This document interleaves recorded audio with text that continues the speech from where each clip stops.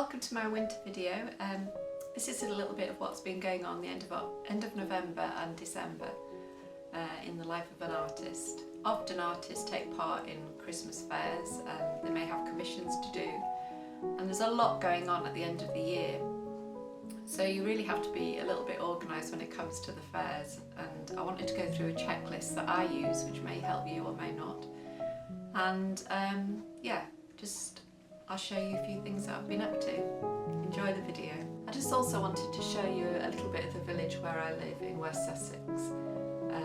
It was a really frosty morning and just so beautiful, and the berries were out, and just down the harbour was so lovely, so I wanted to share that with you as well.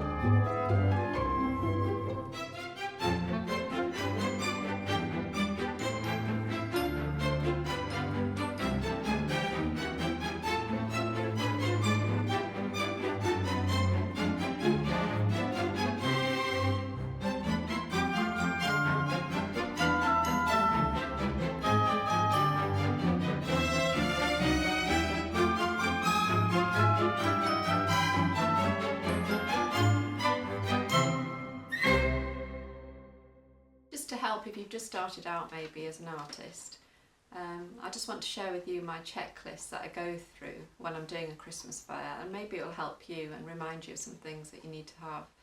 What I tend to do is I tend to just imagine myself walking in the venue without starting any setting up or anything, and then what I actually need to set up and make the stall look really nice.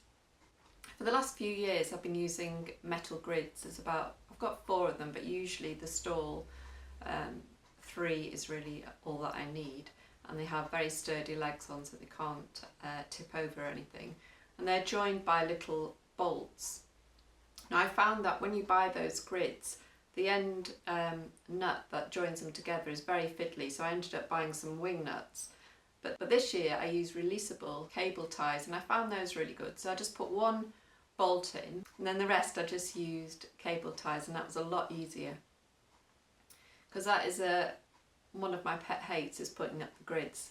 Then I also have deck chair fabric, which I found to be really good because it doesn't crease easily, and it's just quite heavy duty, and I've got a sort of mid to dark grey colour which causes my paintings to stand out from it.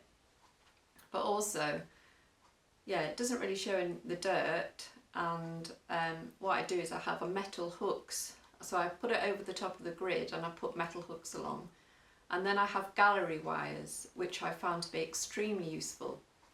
They've got little hoops on the end. I've also got some with the different ends because I've got a gallery wire in my studio, but these ones are particularly good just for hanging on the hooks, and then you've got these little metal hangers that slide up and down, so it's so easy to adjust where your prints or your paintings go on the background, and I think that's been one of the best buys I've bought for setting up stalls, the gallery wires. I mean, it's great when you do shows where it's all set up for you, where you've got all the boards up, you don't have to do anything like that, and all you need is the hooks and the gallery wires, and that's it, that's all you need to do. But with Christmas events, it's usually you have to do it all yourself.